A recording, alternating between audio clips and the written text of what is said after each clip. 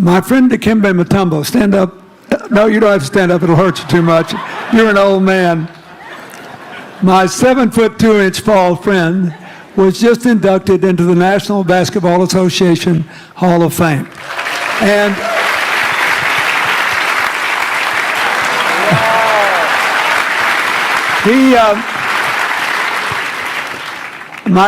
my whole family loves him.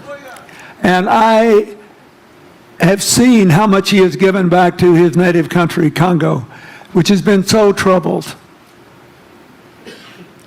I've known him a long time. We both went to Georgetown University. I did before he was born, I think. I've never heard him say a resentful thing about anybody. I have seen him give and give and give and try to give the people in his native land opportunities. Why am I telling you this?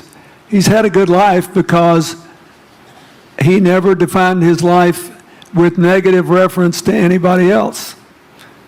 He never begrudged anybody else's success, and he thought he had an obligation to help other people. I'm telling you, we are back in a time of collective global insecurity where the main struggle is the oldest one in human history, just in modern techno realities. I mean, if you were trying to build the Middle East, you would think about our permanent sponsor here, the ambassador from Oman, who her government tried to help head off a calamitous war in the Middle East over the nuclear issue in Iran. We all pray to God that it'll work out all right. And the lead she made. You look around all these places, wherever people are putting aside their differences and working together, good things are happening. We cannot achieve economic or social equality without living in the factual realities of the world we face, looking at the obstacles, looking at the opportunities, making the best decisions.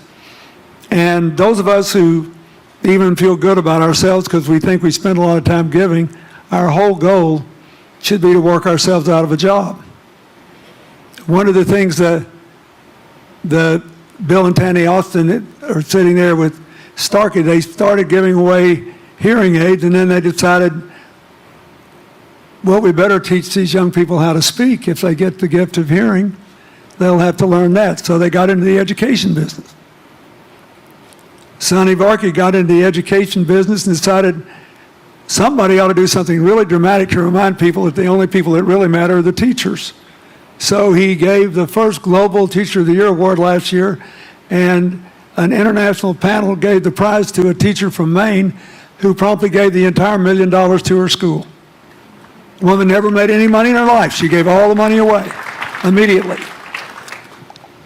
The future is going to be forged by people who think of how to use the modern tools that we are given,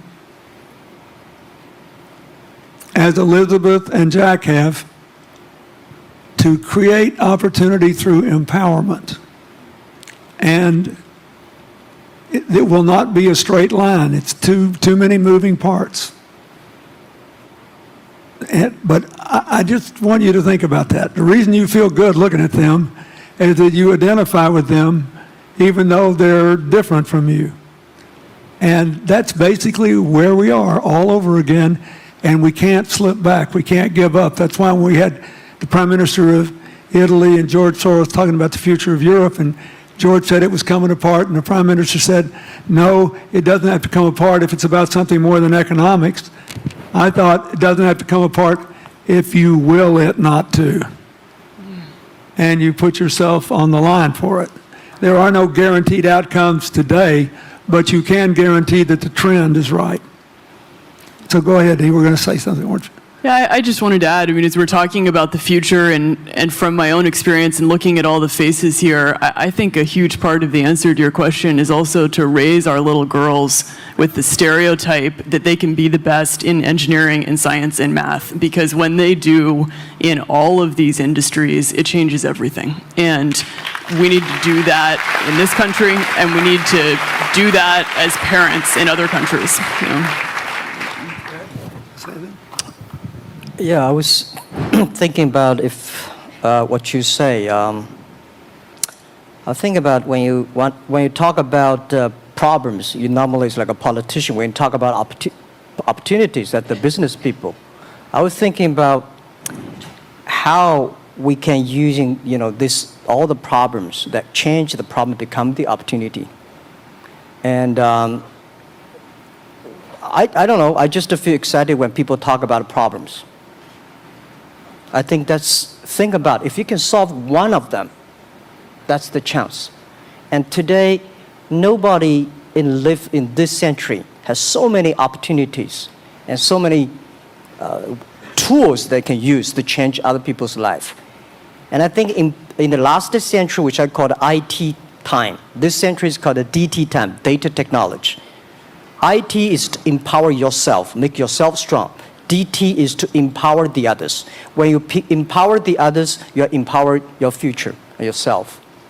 So when I listen to you talk, I agree, and I think that's why we were born in this century. That's why how we can use the internet to help more people. Let's give him a hand. Thank you.